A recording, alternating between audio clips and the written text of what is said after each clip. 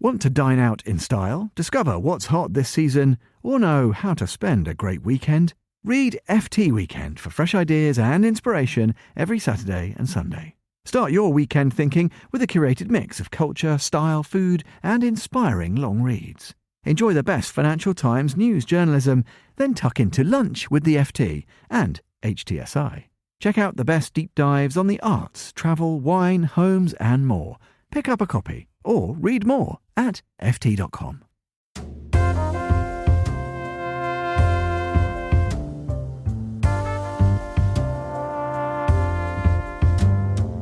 Hello and welcome to The Menu, Monocle Radio's food and drink program. I'm your host, Chiara Rimella. Coming up, we hear what it takes to launch an independent food brand with Northern Pasta Co. When we think about Northern, we think about humble, we think about honest, we think about hearty, and that's kind of everything we wanted to adopt into our brand. Also on the program, we're shopping for Senegalese delicacies in Dakar. Senegal, we have jam, we have honey, we have tea, we have coffee, we have chocolate.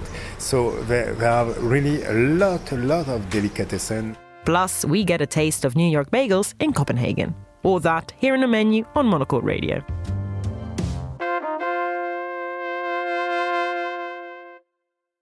Some of the food brands that we have become accustomed to on supermarket shelves actually began life as tiny outfits operating from a stall. That's how Northern Pasta Co. started out. Founded by husband and wife duo Matt Kenyon and Imogen Royal, the brand was launched in 2022 to show how British grains could also be used to make tasty pasta with a short supply chain and a small footprint. From its origins at a food market in the northern county of Cumbria, the brand has now expanded across the UK with its cheerful, recognisable packaging. In a sector dominated by big, industrial-sized players, it is proving that people's hunger for independent brands extends to the most basic of staples, and that there is always room for innovation, even in a market so established as pasta. Earlier, Imogen joined me in the studio to talk about the trials and joys of running your own independent food business, and how she and her husband are navigating the task. We make all our pasta in Cumbria, so in Kendal, just outside of the Lake District. And I've lived there for over 15 years. My husband's born and bred there. When we started selling our pasta on a market stall in our local town, so a proper farmer's market. You know, you've got your farmer with his chickens and you've got the cheesemakers next to you. And then we came along with pasta, and it was, I think, really bizarre for people, but it really resonated with people. I think what we wanted to do, maybe stubbornly, when we started the business, we'd recognised so much was happening in the food industry down in London. And we often go to these farmers markets and so much happens in our area of Cumbria. And we're so proud of that. And we were adamant we didn't want to have to move for our business. We want to live in the lakes. We absolutely love it up there. And so it just really made sense. It was we're very passionate about living up in the north. There was also the idea, which I'm sure we'll get onto, but when we started making our pasta, we lovingly coined it no compromise pasta. So Northern Pasta Co. kind of came from that. And then I think also with Northern, when we think about Northern, we think about humble, we think about honest, we think about hearty, and that's kind of everything we wanted to adopt into our brand. I think it's interesting from the point of view also of the closeness to the farmers and the suppliers around you, because there is so much emphasis, I suppose, on this idea of keeping the chain super, super short. But I suppose there is always a bit of a gap, right, between the life in the countryside and the life in the city. And a lot of these, the food brands are based in bigger cities and they have a connection to the suppliers. But how close can they relate to them if physically they're also so distant? Do you find that being based in a place that is closer to a more rural type of life helps you also understand each other more? Yes. I mean, so we work with farmers kind of across the UK. But I think for me, growing up in a rural setting, you know, our small but mighty pasta HQ, next to it is a farm full of lambs at this moment in time. And on my way to work, I'll drive past cows and I'll walk the dog in the morning and there'll be some horses. It's all around me. So I think I'm very privileged for that. I think I understand the outdoors a lot more. People I know are farmers. So I do think we're connected to our landscape more. However, there are some things within the food world that I'm really disconnected from. I think it's kind of inevitable for all of us as we've kind of got into this really wonderful position of being able to buy whatever we want, however we want, whenever we want. I mean, we're so lucky that we've got that. I think just inevitably distance has grown. I think cities you are more taken away from it, but I do think it's a problem for all of us. And that is a really kind of strong part of our messaging, that really trying to connect people passionately with the farmers and where your food, whatever your food is, originated from, the hard work that goes in. You know, I work incredibly hard. The farmer that makes the grain that goes into our product works so incredibly hard. And if we could really understand that, I think people are wanting to understand that more. And I think that's why our pasta is thriving and other brands like ours are thriving, because people are resonating more. But I think we need more of that. I think closing that chain is really, really important. I would say that it's very noticeable that people are willing to spend more money on products that do feel like they are connected to the landscape and that come from kind of small businesses. But I think pasta is a really interesting choice because I would say it's a product that is vastly kind of dominated in the industry. The industry is dominated by huge brands. I'm Italian, so I just know how much of a business it truly is. It's just huge. And I don't know if I can name that many independent businesses, because even in Italy, if you're looking at your kind of Gragnanos and the really high end of the market, Rummo, it's still a big business. They're exporting all around the world, and those are the sort of more niche, independent, inverted commas, that you'll find in high-end delis. There's obviously a problem in terms of scale here. Yeah, I think there really is. I think, so our pasta is priced at $4.95. You will often find, I mean, I know in some supermarkets with own labels, you can buy a bag of pasta for 80p. Which has been really unhelpful in skewing customer perception of value of a product, because most of us don't realise that that's a loss leader in supermarkets. So we have this idea that it costs 80p and, it's a filler in my basket or in my dinners. And we're so then disconnected of where on earth that grain has come from and how it's grown and what happens to the soil that it's grown in. I think then you do have these Barillas and Napolinas, which are really recognised. I think for me, before this business started, when I came up with the idea, I was wandering around the supermarket. I worked at a bakery at the time, so I was around all of these British grains. And I remember looking at the pasta aisle and just thinking, this has not changed since I was tiny and looking at it. It's that, maybe Barilla's had a bit of a glow up, but generally it's pretty much the same. And then it was me, the way I am is like, why? I just wanted to ask the questions, why is this like this? It's really boring. And watching customers shop, if you think about like the bakery section or the crisp section or the sweet section, customers will pour over it and, oh, what about this? And oh, what about that? With pasta, they just walk past, grab it, throw it in. And I think for me, I was then determined, like, okay, let's change that narrative. Let's try and change that customer behaviour and get them to make it an intentional purchase. Get them to stand there for 5 seconds and think about it and engage with it. I think that's where there is a gap. Like you were saying, there's these huge brands that dominate. And I think there is so much room now for somebody to come in, Northern Pasta, and say, look, here's an exciting opportunity to connect with the farmer and create something ultimately really delicious. Like pasta doesn't have to taste. A lot of the supermarket pastas out there are very bland, very heavy, very stodgy. Pasta can be really, really delicious. You could just eat it with some really good olive oil if you wanted. So yeah, trying to change that narrative, and I definitely think there's a gap for that. How important is your packaging in all of this story? Because it's so colourful and fun and immediately, captivating.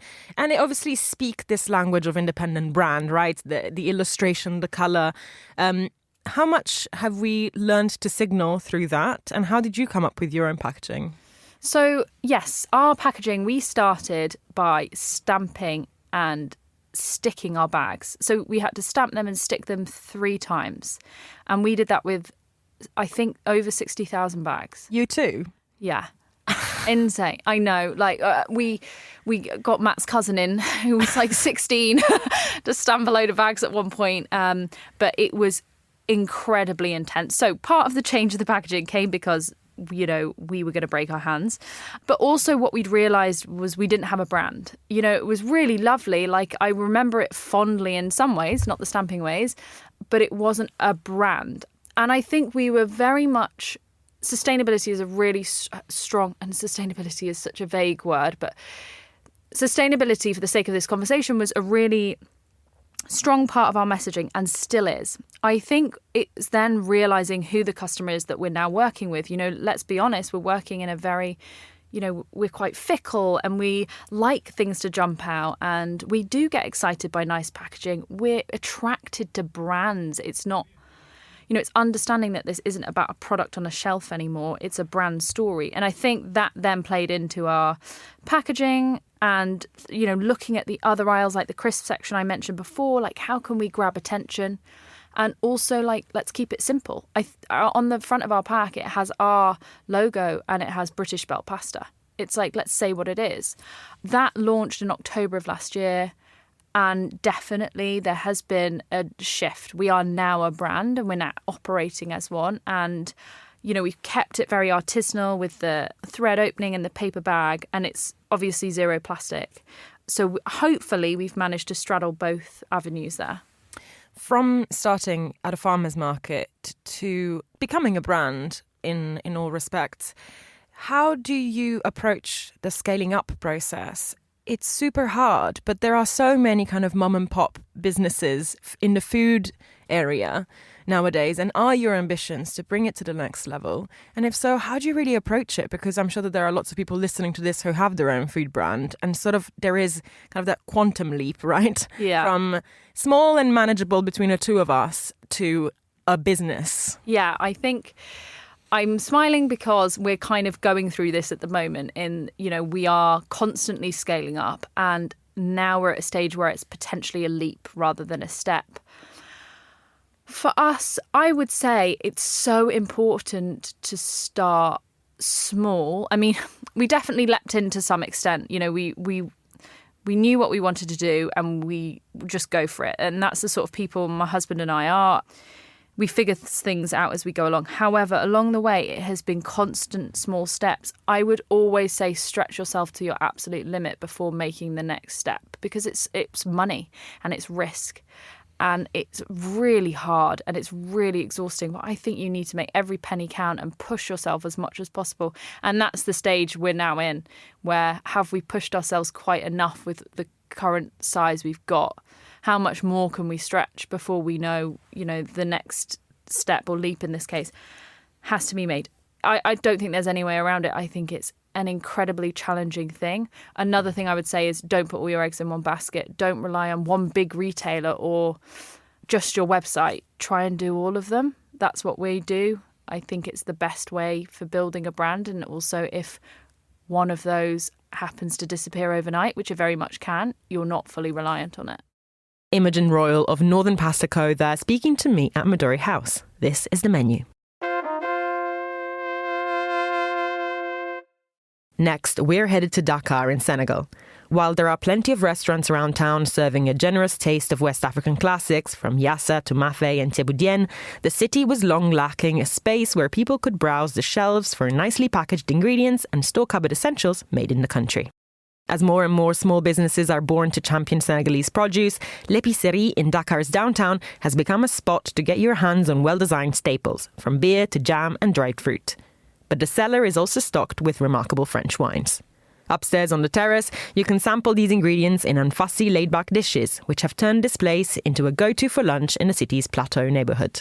When I was in town, I spoke to its French-born founder Peter to find out what led him to the city and to the project. So I started it in December 2013. It's a place, first of all, it was a delicatessen, but quickly it became a place for wine, a distributor for wine, and also a restaurant. And now we are known for all of this, for wine, for delicatessen, and for the restaurant. How has Dakar changed around you since 2013, and how has its food changed since 2013? In 2013, in the landscape, we were the only one delicatessen. This is the first thing. Today, there's different places for this, but it's nice to be there for the people and to bring them something they can count on it. What is the philosophy of what you do here? So how do you choose the products on the shelves? What is the philosophy of the place, and why did you open it like this? The philosophy is simple. It's pleasure. Really pleasure. When I began this place, as I told you, it was really the place I wanted to find in Africa. I went in different countries and I wanted to have a place like this. So I made it exactly how I wanted to find it. Pleasure for the products, pleasure for the food you can find in it, pleasure to meet a chef and discuss about the food you will make with us, pleasure in the exchange with people and about food, about products. And for the sourcing also, the pleasure to travel a lot, to see different products to bring for bringing in Senegal. Well, you obviously bring some products into Senegal, but you also have some Senegalese products on the shelves. Can you tell us more about those specific products, where you found them, why they're special, and who makes these things? For this, I can thanks la COVID. Because before COVID, all our products came from abroad. But when COVID came, everything was stuck and we need solutions. So I began to see around me. First, it was not really easy because there's a lot of products in Senegal, but no much marketing about it. And my place want to have good products, but a nice marketing also. So I began to work with these partners about their marketing also, to develop and to bring some products from Senegalese people there. Today we have spicy sauce from Senegal, we have jam, we have honey, we have tea, we have coffee, we have chocolate. So there are really a lot of delicatessen, and we can open even more about it. And this is how we think today. There's products from abroad and products from Senegal. And what about the way that you think the whole city is changing in terms of food? Obviously, there are still the traditional restaurants around, but have you seen new places open? And if so, what kind of places are opening around you? We have a lot of places which are opening in front of the sea. That's in Almadies, it moves a lot, and there's a lot of places like this. We have also places in Plateau, Senegalese restaurants, which we like to go. They are here from a long time ago, and it's really nice to find them. And what about your experience of these kind of Senegalese products that you have in here, for example? Have you traveled to meet these people when you were sourcing the products? Can you tell us a few of the stories of the people who make them specifically? You know, I saw the jams, I saw the honeys, I saw the kombucha and the beer. Can you tell us a few of the stories of the people who make these things? It's, for the most part, this is a meet with somebody. Somebody who came to l'épicerie, somebody who contacted me with an email, and after that, this is a story. And we like these stories. We like the stories of how the tea is made, what are the different kinds, who is these people, why they are doing this. So for me, it's a lot about stories and about people. Well, you also place a lot of emphasis on the wine, and you told me that there is actually a Senegalese producer on your racks. Now you've sold out, but what is this producer, and is it challenging to grow wine in Senegal? We are very, very proud to have this wine in Senegal, and I think Senegalese people are very proud too. They are very proud to take this wine and bring it abroad to see. It's really, really an adventure. I met these people. For me, we say in Wolof, dof people. Dof, it's mad, because to make an adventure as this one, you need to be insane. I don't know, but why? You have to fight the weather, because for the wine there's a lot of sun, and sometimes we need some cold in the wine to make develop the plant. So it's a problem. We have also beasts as monkeys who stole always the grapes. So there are so many problems, but they go through. And they made a wine, the Clos des Baobabs, and we are very, very proud for this wine. And what a pity this year they couldn't do it, because there was a problem with the plant. But we hope next year to have a production. And a lot of people abroad ask them about this wine, and I hope one day it will be a great success. Now it's time for the week's top food and drink headlines. Here is Monocle's Francesca Gilks. Sushiro, the company behind Japan's largest conveyor belt sushi chain, has partnered with a local startup to farm sea urchins on land. The new method of farming delicacy, known in Japan as uni, involves catching the young species from the sea floor and then nurturing them on land-based farms. This allows the uni to find enough sea kelp to feed on in overpopulated areas of the ocean. The brand's restaurant at the Expo 2025 in Osaka has already begun serving the land-raised urchins.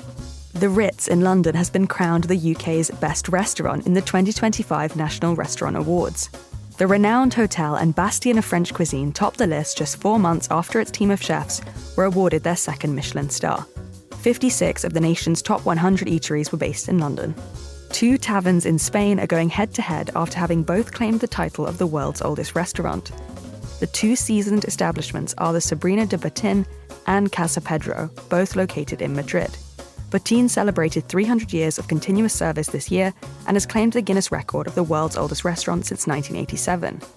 In a twist, Casa Pedro has argued that their establishment has been standing since the War of the Spanish Succession at the turn of the 18th century, which would make them the rightful owners of the title. Those are the week's food and drink headlines. Now back to Chiara. Thanks, Francesca. You're listening to The Menu. Next, we're off to Copenhagen, a city with a thriving bakery scene where you can always get your hands on some delicious pastries and rye bread. But until now, finding a proper New York-style bagel wasn't quite as easy. Enter Apollo Bagels, a popular New York-based purveyor of the specialty that is opening a pop-up in town alongside renowned chef Frédéric Billebrahe. Monocle contributor Gabriele Delisanti spoke to Apollo's co-founder and chef Joey Scalabrino to find out more about the specific place that bagels have in New York's cultural history and why it's so tricky to find equally good bagels outside of the city. Anyone who's traveled to New York City recently will know that Apollo Bagels is hard to miss. Since opening its first location in Manhattan's East Village in March last year, the shop has quickly become a ubiquitous presence thanks to its distinctive open-faced bagels. The shop thrives on the simplicity of its offering, 3 variety of sourdough bagels and a handful of signature toppings. The most recognizable is the cream cheese topped with a large slice of tomato that covers the entire surface of each half. Recently, Apollo Bagels came to Copenhagen for a pop-up, hosted with local chef Frédéric Billebrahe at his own Apollo. This one a restaurant tucked away in a courtyard in Nyhavn. Over 3 days, the team served up a whopping 900 bagels per day. A few days before the event, I met up with Apollo Bagels founder Joey Scalabrino. He started by telling me how preparations were coming along. Today we're sort of figuring that out with Frederick and testing some flours to make the bagels because I've never actually made the bagels in Copenhagen. So we're going to have to figure out some supply chain stuff, figure out all the salmon, figure out how are the tomatoes here at this time of year, because it's something that but we're doing our most popular two things from New York. It's going to be our salmon bagel and our tomato bagel. And Frederick is making some strawberry jam for strawberry jam and butter. And he's doing a asparagus, cream cheese, pistachio, fresh herbs, something a little more his style, a little more eclectic, Danish. Never seen asparagus on a bagel in my life, but that's what that's what pop-ups are for, and it'll be fun. The Copenhagen event wasn't Apollo's first pop-up. Previous editions have taken place in Paris and Montreal. But it is Joey's first time bringing his team to the Danish capital, a city that, as he tells me, has played a key role in shaping his business.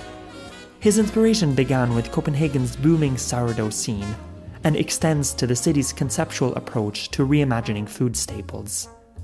The very idea of an open-faced bagel, uncommon in New York, was partly inspired by Denmark's own staple, the smørrebrød.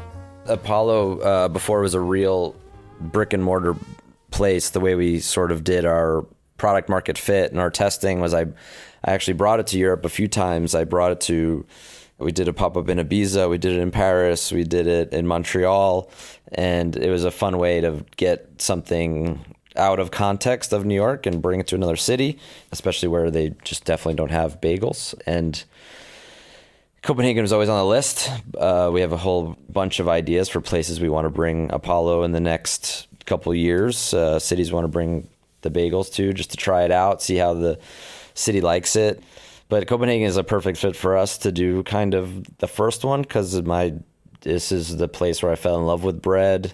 12 years ago, I came here for my first time, fell in love with sourdough bread, started, I've had the open-faced sandwiches, and I just grew up. I never saw it. It was my first time trying it. And, all these years later with the bagels now and the way we serve it, open-faced, it has a vaguely Danish identity that is, it's recognizable for, I think, the Danish, which will be cool to see how it goes. Joey's journey into food began straight out of high school as a chef at a Manhattan restaurant. Just before the pandemic, he opened his first outpost, Leo's, in Williamsburg. Here he brought his passion for bread baking, sparked by his first trip to Copenhagen, to sourdough pizza. It was there, between pandemic shutdowns, that he started making bagels for the first time. I had a lot of free time on my hands, and I started making bagels at the restaurant, and it just kind of immediately grew like a pretty big fan base very quickly, which I wasn't really expecting. And as soon as people started really enjoying it, I observed that, and I kind of doubled down on the bagels a bit, kept trying to improve it, and eventually that led to traveling abroad, doing these pop-ups. And then in March 2024, we opened our first location in the East Village. And really small menu, really simple, very much more stripped down version of a bagel shop than what you're used to seeing. The Danish capital went on to inspire Joey beyond his foray into sourdough and open-faced bagels. When it came to designing the first Apollo Bagels location last spring, he aimed to bring the same curated simplicity he'd encountered in many Copenhagen bakeries. A concise menu, pared-back interiors, and a thoughtful branding that reflects the care and research behind the food. The traditional New York bagel shop is, quite cluttered, quite a million options. Really seems like, from the outside, it seemed like a very tricky business to run with all these SKUs and all these cream cheeses and just a million sandwiches. So we went with our gut, and it was a lesson in graphic design and in store design too, to really kind of strip it down, make it the most simple version we could. Just 3 types of bagels, the 3 that we thought were going to be the most popular anyway. 6 sandwiches, just the most popular ones we thought were going to, if there was a menu of 25, we knew that these 6 would probably be the best sellers. And we just went with those, and orange juice, hot coffee, and cold coffee. And immediately people didn't really weren't really bothered by less options as long as those few options were just really good. So we just sort of doubled down on that and kept focusing, and really have been able to keep our focus and on quality and the business. So it's worked. It was definitely risky, but it worked. As Apollo Bagels gears up to introduce even more locations in New York, on top of the 4 spots opened in its first year alone, Joey hasn't ruled out the idea of bringing his bagels to a permanent spot outside the US as well. For Monocle in Copenhagen, I'm Gabriele Delisanti.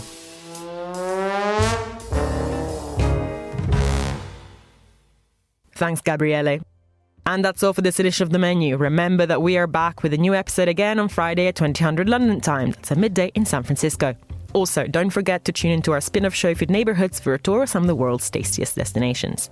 I am Chiara Rimella. This program was produced by Monica Lillis, and our sound engineers were Steph Chungo and Flynn Simons. Thanks for listening, and until next week.